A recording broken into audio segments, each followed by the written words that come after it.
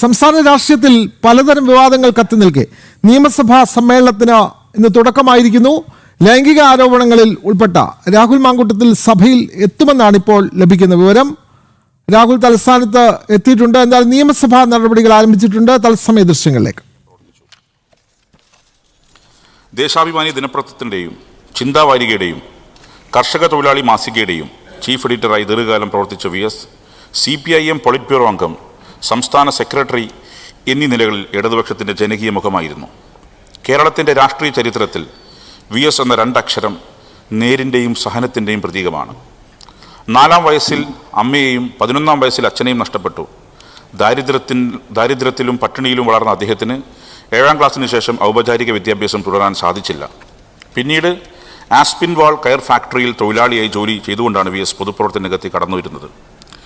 തിരുവിതാംകൂറിൽ ഭരണപരിഷ്കാരത്തിന് വേണ്ടി നടന്ന നിവർത്തന പ്രക്ഷോഭത്തിലൂടെ രാഷ്ട്രീയ ജീവിതം ആരംഭിച്ച VS 1939 സ്റ്റേറ്റ് കോൺഗ്രസിൽ ചേർന്നുകൊണ്ട് സ്വാതന്ത്ര്യ സമരത്തിൻ്റെ ഭാഗമായി. 1940 17-ാം വയസ്സിൽ കമ്മ്യൂണിസ്റ്റ് പാർട്ടിയിൽ അംഗത്വം നൽകിയത് P. കൃഷ്ണപിള്ളയാണ്.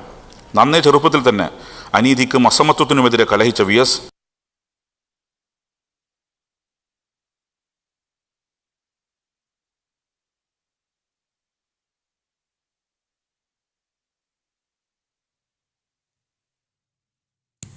നിയമസഭാ സമ്മേളനം ഇന്ന് പുനരാരംഭിച്ചിരിക്കുന്നു. ഇന്ന് പ്രത്യേക ചർച്ചകളൊന്നും നടക്കുന്നില്ല.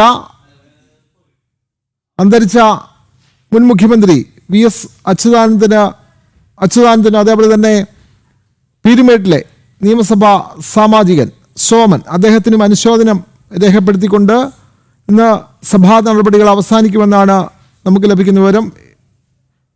ശാലിനി തുടരുന്നു. ശാലിനി, മുൻ മുഖ്യമന്ത്രി VSനും അതുപോലെ തന്നെ വാഴൂർ സോമനും അനുശോചനം രേഖപ്പെടുത്തി ഇന്ന് സഭ പിരിയുമല്ലോ. മറ്റ് നടപടിക്രമങ്ങൾ എന്തെല്ലാമാണ് ശാലിനി?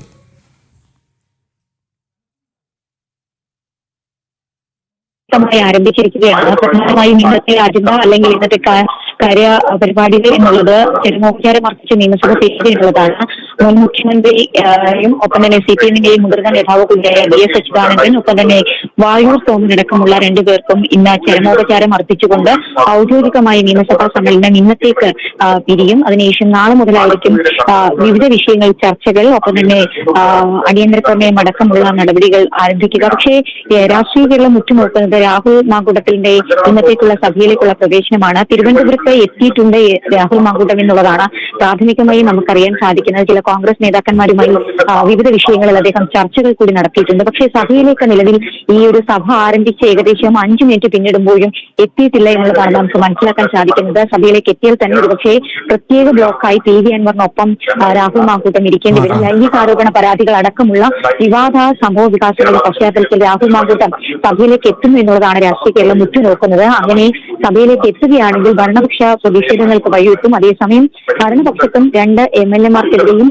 ഇത്തരത്തിലുള്ള ആരോപണങ്ങൾ ഉയർന്നു നിൽക്കുന്ന ഒരു സാഹചര്യത്തിൽ ഏതു തരത്തിൽ ഭരണപക്ഷം ഇക്കാര്യത്തിൽ പ്രതികരിക്കും എന്നുള്ളതാണ് കണ്ടറിയേണ്ടത്. എന്തായാലും ഇന്ന് രാവിലെ ഈ വിഷയത്തിൽ ചോദ്യങ്ങൾ ആരാഞ്ഞ പ്രതിപക്ഷ നേതാവിനോട് മാധ്യമപ്രവർത്തകർ ചില കാര്യങ്ങൾ ചോദിച്ചിരുന്നു. പക്ഷെ ഔദ്യോഗികമായി ഇക്കാര്യത്തിൽ പ്രതികരിക്കാൻ തയ്യാറല്ല എന്നുള്ളതാണ് VD സതീശൻ അടക്കമുള്ളവർ വ്യക്തമാക്കിയിട്ടുള്ളത്.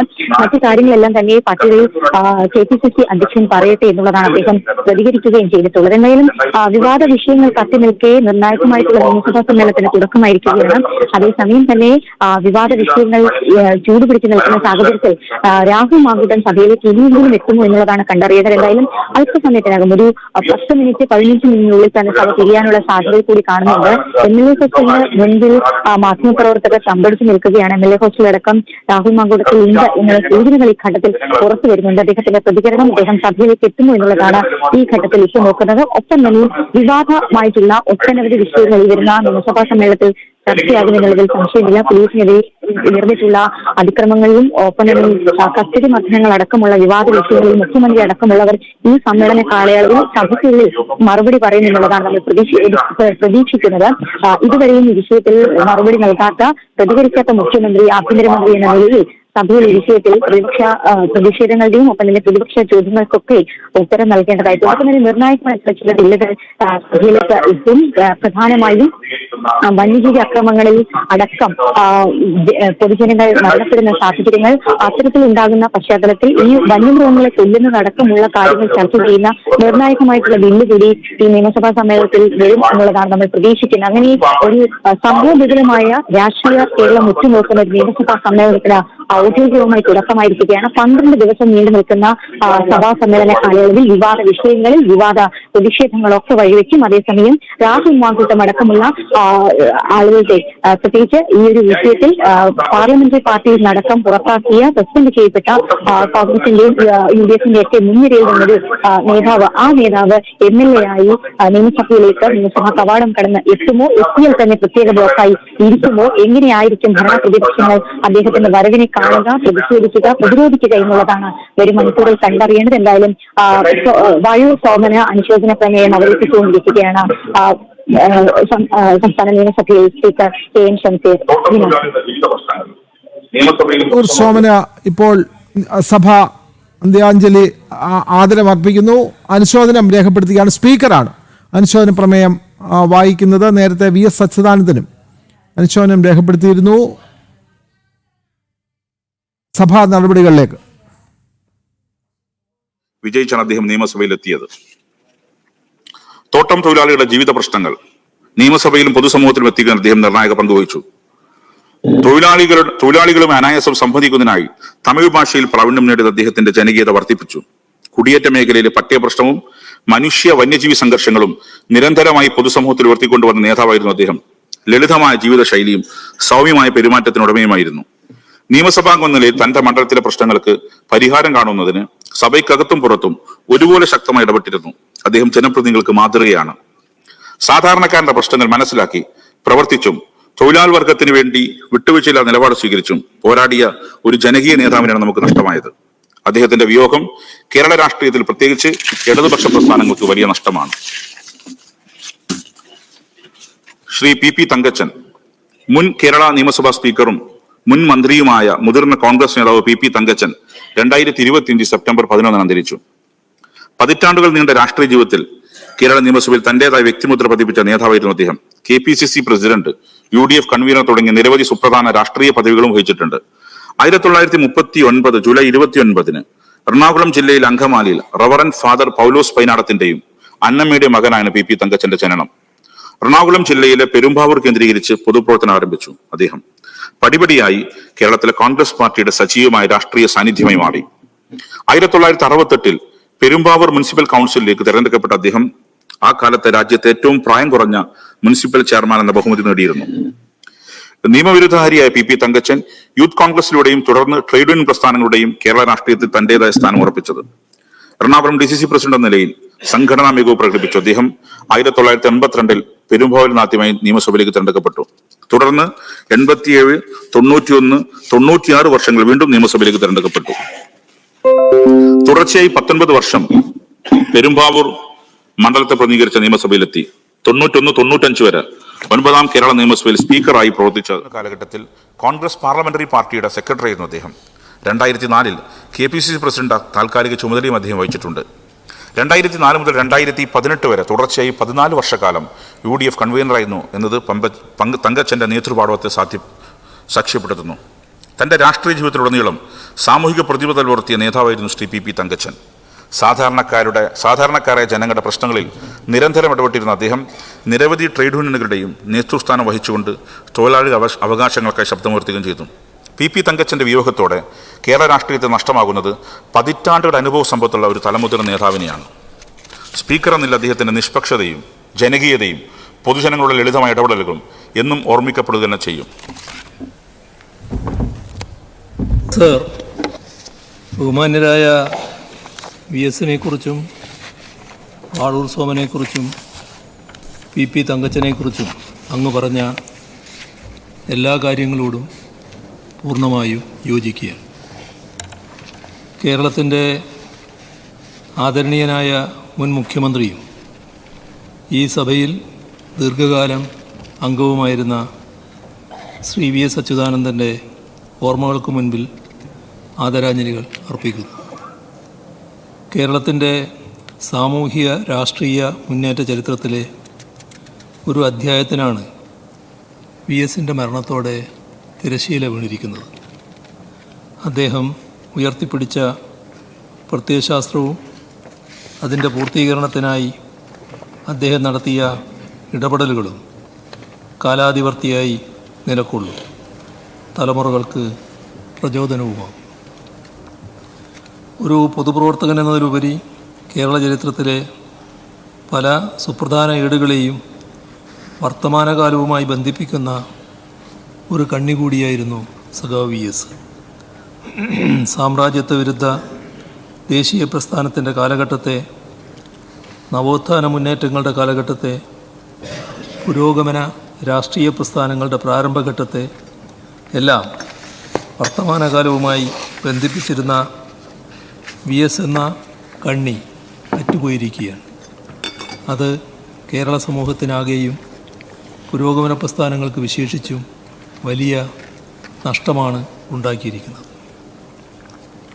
ഒരു നൂറ്റാണ്ടോളം കാലം പൊതുപ്രവർത്തന രംഗത്ത് സജീവമായി നിൽക്കുക, ആ ഘട്ടത്തിലെല്ലാം ജനകീയ വിഷയങ്ങൾ ഏറ്റെടുക്കുക, അവ പരിഹരിക്കുന്നതിനായി നിലകൊള്ളുക, ഇതെല്ലാം ചെയ്ത അപൂർവം രാഷ്ട്രീയ പ്രവർത്തകരെ ലോക ചരിത്രത്തിൽ തന്നെ ഉണ്ടാവുകയുള്ളൂ. ആ നിരയിലാണ് സഖാവ് VSൻ്റെ സ്ഥാനം. നിയമസഭാ സാമാജികൻ, പ്രതിപക്ഷ നേതാവ്, കമ്മ്യൂണിസ്റ്റ് പ്രസ്ഥാനത്തിൻ്റെ അനിഷേധ്യ നേതാവ് തുടങ്ങി പല നിലകളിൽ വ്യാപിച്ചു കിടക്കുന്നതാണ് അദ്ദേഹത്തിൻ്റെ ജീവിതം. പുന്നപ്ര വയലാർ വിപ്ലവത്തോട് അഭേദ്യമായി ചേർന്ന് കിടക്കുന്നതുമാണത്. ഒരു സാധാരണ തൊഴിലാളി എന്ന നിലയിൽ നിന്ന് തൊഴിലാളി വർഗ പ്രസ്ഥാനത്തിൻ്റെ അമരക്കാരനായി VS മാറിയതിനു പിന്നിൽ സഹനത്തിൻ്റെയും യാതനയുടെയും അതിജീവനത്തിൻ്റെയും നിരവധിയായ ഏടുകളുണ്ട്. കർഷക തൊഴിലാളി പ്രസ്ഥാനവും കമ്മ്യൂണിസ്റ്റ് പ്രസ്ഥാനവും കെട്ടിപ്പടുക്കുന്നതിൽ VS വഹിച്ച പങ്ക് ചരിത്രപരമായ പ്രാധാന്യമുള്ളതാണ്. തുടക്കത്തിൽ ജനകീയ പോരാട്ടങ്ങളുടെ സമരനായകനായിരുന്നെങ്കിൽ അവസാനം ഭരണപരിഷ്കാര കമ്മീഷൻ ചെയർമാൻ എന്ന നിലയിൽ ഭരണത്തെ ജനകീയമാക്കി പരിഷ്കരിക്കുന്നതിനുള്ള നായകത്വവും അദ്ദേഹം വഹിച്ചു. മുഖ്യമന്ത്രിയായിരുന്ന ഘട്ടത്തിൽ അങ്ങ് പ്രസ്താവിച്ചതുപോലെ ജനോന്മുഖവും അടിസ്ഥാന വർഗങ്ങൾക്ക് വഴിതെളിയിക്കുന്നതുമായ എത്രയോ നടപടികൾക്ക് അദ്ദേഹം നേതൃത്വം നൽകി. കേവല രാഷ്ട്രീയത്തിനപ്പുറത്തേക്ക് പോയി പരിസ്ഥിതി, മനുഷ്യാവകാശം, സ്ത്രീ സമത്വം തുടങ്ങിയ വിവിധങ്ങളായ മേഖലകളിൽ VS വ്യാപരിച്ചു. അതിന് പാർട്ടി അദ്ദേഹത്തിന് അകമഴിഞ്ഞ പിന്തുണ നൽകി. ആ പ്രക്രിയയിലാണ് പാർട്ടി നേതാവായിരിക്കെ തന്നെ പൊതുസമൂഹത്തിനാകെ സ്വീകാര്യമാവുന്ന തലത്തിലേക്ക് VSൻ്റെ രാഷ്ട്രീയ വ്യക്തിത്വം ഉയർന്നത്. മുഖ്യധാര രാഷ്ട്രീയ വിഷയങ്ങളിലേക്ക് പരിസ്ഥിതി അടക്കമുള്ള കാര്യങ്ങളെ കൂടി കൊണ്ടുവരുന്നതിൽ VSൻ്റെ പങ്ക് അവിസ്മരണീയമാണ്. ഒളിവിലും തെളിവിലുമായി അദ്ദേഹം കമ്മ്യൂണിസ്റ്റ് പാർട്ടി പ്രവർത്തനം നടത്തി. ഐക്യ കേരളത്തിനു വേണ്ടി കമ്മ്യൂണിസ്റ്റ് പാർട്ടി നേതൃത്വം നടത്തിയിരുന്ന പ്രക്ഷോഭങ്ങളിലും സജീവമായി. 1957 കമ്മ്യൂണിസ്റ്റ് പാർട്ടി അധികാരത്തിലെത്തുന്ന സമയത്ത് പാർട്ടിയുടെ ആലപ്പുഴ ജില്ലാ സെക്രട്ടറിയും സംസ്ഥാന സെക്രട്ടേറിയറ്റ് അംഗവുമായി. 1959 പാർട്ടി ദേശീയ കൗൺസിൽ അംഗമായി. മിച്ചഭൂമി സമരമടക്കം എത്രയോ ധീരസമരങ്ങൾക്ക് VS നേതൃത്വം നൽകി. വിവിധ കാലഘട്ടങ്ങളിലായി 5.5 വർഷത്തിലേറെ നീണ്ടു നിൽക്കുന്നതായിരുന്നു VSൻ്റെ തടവ് ജീവിതം. അങ്ങ് പ്രസ്താവിച്ചതുപോലെ കഠിനമായ പോലീസ് മർദ്ദനത്തിനും അദ്ദേഹം ഇരയായി. 1964 മുതൽ CPIM കേന്ദ്ര കമ്മിറ്റി അംഗമായും 1985 മുതൽ പോളിറ്റ് ബ്യൂറോ അംഗമായും പ്രവർത്തിച്ചു. 1980 മുതൽ 92 വരെ CPIM സംസ്ഥാന സെക്രട്ടറിയായും 1996 മുതൽ 2000 വരെ LDF കൺവീനറായും പ്രവർത്തിച്ചു. 2001 മുതൽ 2006 വരെ പ്രതിപക്ഷ നേതാവ്, 2006 മുതൽ 2011 വരെ മുഖ്യമന്ത്രി, 2011 മുതൽ 2016 വരെ വീണ്ടും പ്രതിപക്ഷ നേതാവ് എന്നീ നിലകളിൽ തുടർന്നു. 1967, 1970 എന്നീ വർഷങ്ങളിൽ അമ്പലപ്പുഴയിൽ നിന്നും 1991 മാരാരിക്കുളത്ത് നിന്നും നിയമസഭാംഗമായി. 2001 മുതൽ 2021 വരെ പാലക്കാട് ജില്ലയിലെ മലമ്പുഴ മണ്ഡലത്തിൽ നിന്ന് MLA ആയി. ആ ഘട്ടങ്ങളിലെല്ലാം അദ്ദേഹം എടുത്ത നിലപാടുകൾ, നിയമസഭയിൽ നടത്തിയ പ്രസംഗങ്ങൾ, ചർച്ചകൾ എല്ലാം തന്നെ പുതുതലമുറ നിയമസഭാ സാമാജികർക്കടക്കം മാതൃകയാണ്.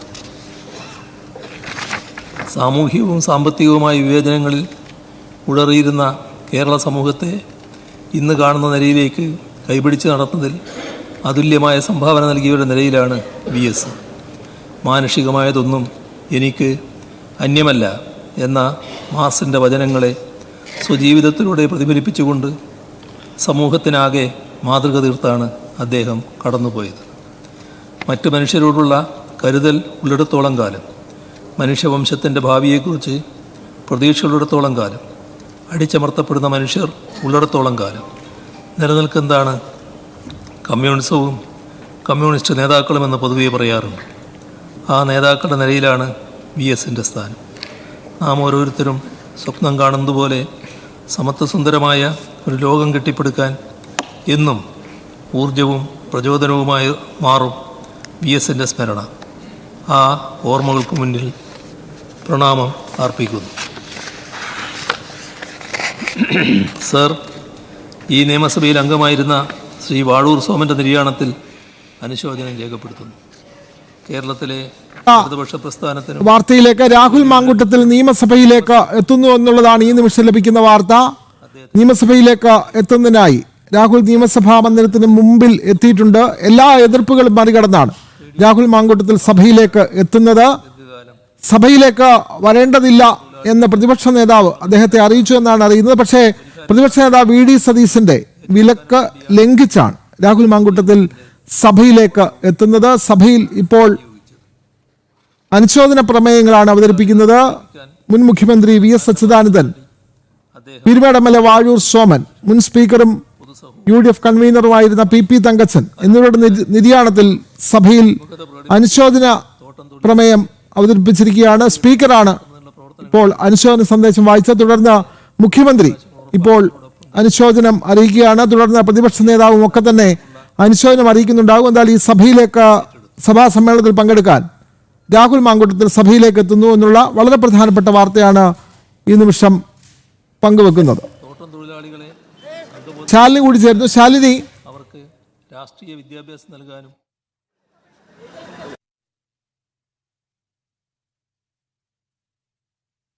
സഭയിലേക്ക് രാഹുൽ മാങ്കൂട്ടത്തിൽ തൊഴിലാളികളെ സഭാ മന്ദിരത്തിനുള്ളിലേക്ക് കടന്നിരിക്കുന്നു. കൂടുതൽ വിവരങ്ങൾ ശാലിനി. ശ്രീ വാഴൂർ സോമൻ അത്തരത്തിൽ ആർജിച്ച ട്രേഡ് യൂണിയൻ പ്രവർത്തന പാരമ്പര്യം അദ്ദേഹത്തിലെ പൊതുപ്രവർത്തകനെ കൂടുതൽ വിളക്കിയെടുത്തു. അതിൻ്റെ പ്രതിഫലനം സഭാ നടപടികളുടെ തത്സമയ ദൃശ്യങ്ങളിലേക്ക് വീണ്ടും. കാലത്തിലധികം ഈ സഭക്കകത്ത് അദ്ദേഹം നടത്തിയ ഇടപെടലുകൾ, സഭക്കകത്തും പുറത്തും തൊഴിലാളികളുടെ അവകാശങ്ങൾ ഉറപ്പാക്കുന്ന പ്രവർത്തനങ്ങൾ അദ്ദേഹം ഒരുപോലെ ഏറ്റെടുത്തു.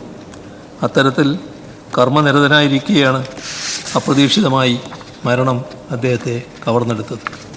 ഒരേ സമയം ഞെട്ടലും ദുഃഖവും ഉളവാക്കുന്നതായിരുന്നു അദ്ദേഹത്തിൻ്റെ വിയോഗം.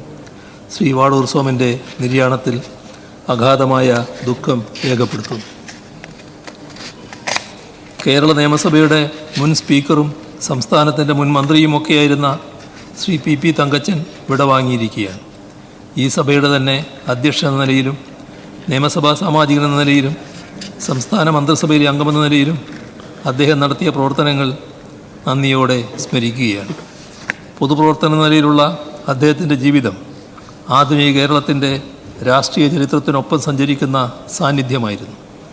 അഭിഭാഷക വൃത്തിയിലൂടെ രാഷ്ട്രീയത്തിലെത്തിയ അദ്ദേഹം തൻ്റെ പ്രൊഫഷണൽ ജീവിതത്തിലും പൊതുജീവിതത്തിലും സാധാരണക്കാർക്കൊപ്പം നിലകൊണ്ടു.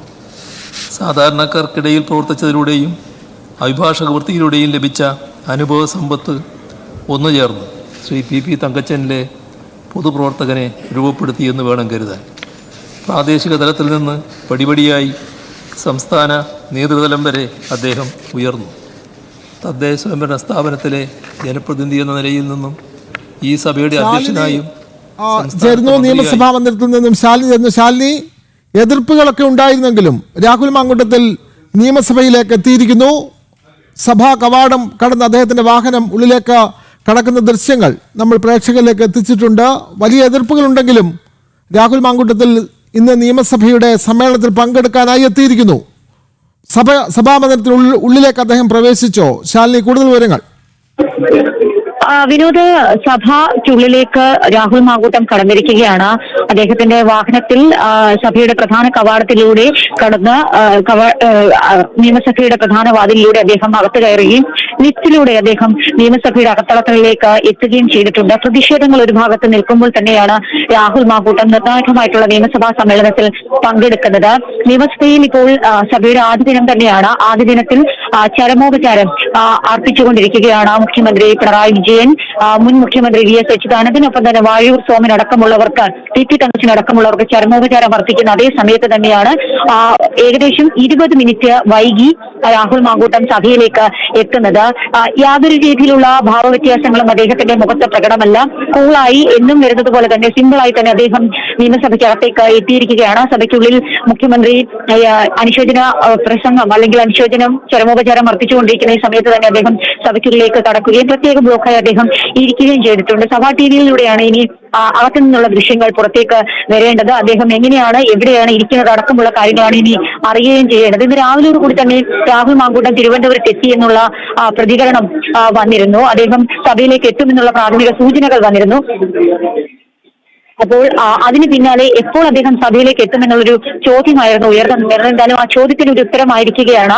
നിയമസഭാ സമ്മേളനത്തിൽ ഈ ഒരു പ്രതിഷേധങ്ങളും ഒപ്പം തന്നെ പ്രതിരോധങ്ങളും ഒക്കെ നിലനിൽക്കുന്ന സമയത്ത് തന്നെ പാർലമെന്ററി പാർട്ടിയിൽ നിന്ന് അദ്ദേഹത്തിനെ പുറത്താക്കിയ സാഹചര്യത്തിൽ പുറത്താക്കിയിട്ടും അദ്ദേഹം നിയമസഭാ സമ്മേളനത്തിൽ പങ്കെടുക്കുകയാണ്. പത്തനംതിട്ടയിലെ വീട്ടിൽ നിന്നുമാണ് അദ്ദേഹം തിരുവനന്തപുരത്ത് എത്തുകയും തിരുവനന്തപുരത്ത് എത്തിയതിനു ശേഷം അദ്ദേഹം ഇപ്പോൾ സഭാ സമ്മേളനത്തിൽ പങ്കെടുക്കുകയും ചെയ്തത്. നമുക്കറിയാം, ലൈംഗിക ആരോപണ കേസും പരാതിയും ഒക്കെ ഒരു ഭാഗത്ത് നിൽക്കുന്നു.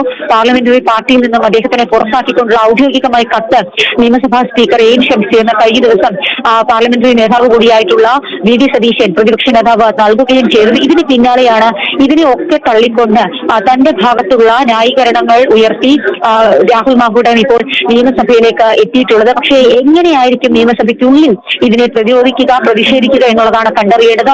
ഒരു ഭാഗത്ത് പ്രതിരോധിക്കാൻ കഴിയാത്ത സാഹചര്യത്തിൽ പ്രതിപക്ഷം നിൽക്കുന്നു, മറുഭാഗത്ത് പ്രതിഷേധിക്കാൻ കഴിയാത്ത രീതിയിൽ ഭരണപക്ഷവും നിൽക്കുന്നു. തങ്ങളുടെ ഭാഗത്തും 2 MLA-മാർക്കെതിരായിട്ടുള്ള ലൈംഗിക ആരോപണങ്ങൾ ഒരു പക്ഷേ തങ്ങൾ പ്രതിഷേധിക്കുകയാണെങ്കിൽ വി.ഡി. സതീശൻ അടക്കമുള്ള പ്രതിപക്ഷ നിര ഉയർത്തി കാണിക്കുമെന്നുള്ളത് കൊണ്ട് തന്നെയാവാം ഒരു രീതിയിലുള്ള പ്രതിഷേധങ്ങൾക്ക് ഒരുപക്ഷെ നിലവിലെ സാഹചര്യത്തിൽ ഉണ്ടാകാനുള്ള സാഹചര്യങ്ങൾ കാണുന്നില്ലെങ്കിൽ പോലും ചരമോപചാരം അർപ്പിച്ചുകൊണ്ടുള്ള നടപടികൾ ഇപ്പോഴും തുടരുകയാണ്. പ്രതിപക്ഷ നേതാവ് വി.ഡി. സതീശനാണ് ഇപ്പോൾ സഭയിൽ സംസാരിക്കുന്നത്.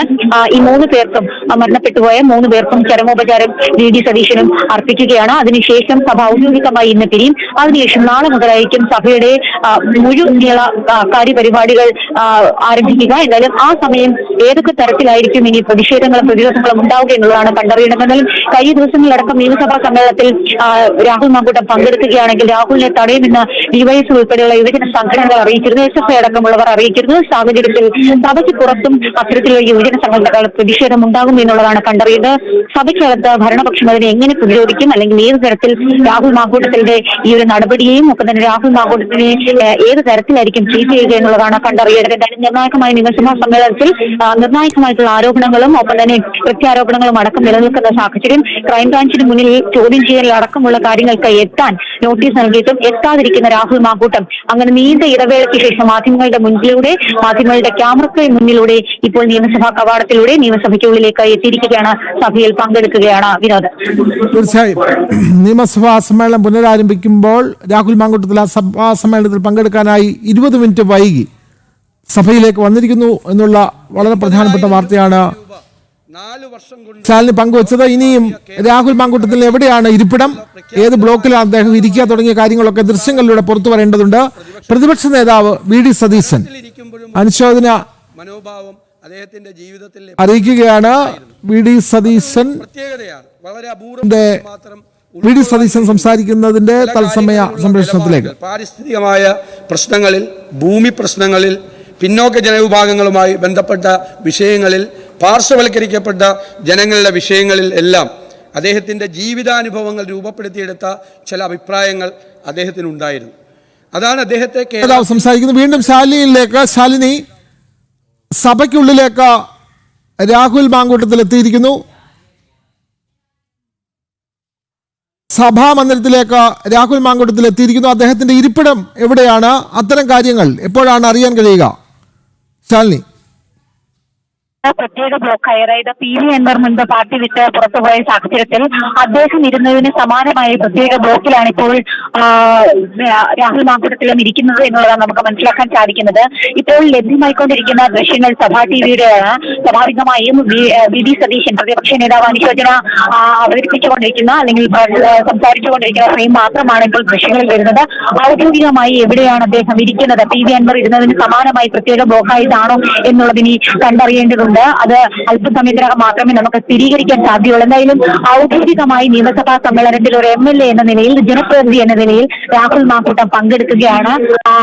ഇന്ന് രാവിലെയോടുകൂടി തിരുവനന്തപുരത്തെത്തിയ രാഹുൽ മാങ്കൂട്ടം എല്ലാ രീതിയിലും ഒരുപക്ഷെ UDF-നെ വെല്ലുവിളിച്ചുകൊണ്ട് തന്നെയാണ് ഇപ്പോൾ സഭയ്ക്കുള്ളിൽ എത്തിയിട്ടുള്ളത് എന്നുള്ളതാണ് നമുക്ക് മനസ്സിലാക്കാൻ സാധിക്കുന്നത്. പ്രത്യേകിച്ച് അദ്ദേഹം എത്തില്ല എന്നൊക്കെ പല കോൺഗ്രസ് നേതാക്കന്മാരും പറഞ്ഞിരുന്നു. പക്ഷെ അതിനെ തള്ളിക്കൊണ്ടാണ് ഇപ്പോൾ VD സതീശൻ നടക്കുന്നതും പങ്കെടുക്കുന്ന സഭാ സമ്മേളനത്തിലേക്ക് രാഹുൽ മാങ്കൂട്ടം എത്തിയിട്ടുള്ളതെന്നാണ് നമുക്ക് മനസ്സിലാക്കാൻ സാധിക്കുന്നത്.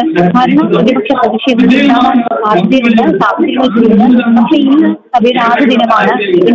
അതെ, നിയമസഭാ സമ്മേളനം പുനരാരംഭിച്ചപ്പോൾ എല്ലാ എതിർപ്പുകളും മറികടന്ന് രാഹുൽ മാങ്കൂട്ടത്തിൽ സഭയിലേക്ക് എത്തിയിരിക്കുന്നു. പ്രതിപക്ഷ നേതാവ് VD സതീശന്റെയും എതിർപ്പ് മറികടന്നാണ് രാഹുൽ സഭാ സമ്മേളനത്തിൽ പങ്കെടുക്കാൻ ഇപ്പോൾ അങ്ങോട്ടേക്ക് എത്തിയിട്ടുള്ളത്. അദ്ദേഹത്തിന് പ്രത്യേക ഇരിപ്പിടം, പ്രത്യേക ബ്ലോക്ക് അനുവദിക്കുമെന്നുള്ള വിവരങ്ങൾ പുറത്തു വരുന്നുണ്ട്.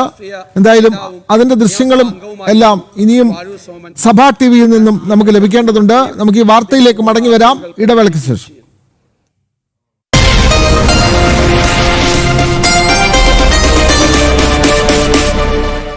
എന്റെ പാർട്ട്ണറെ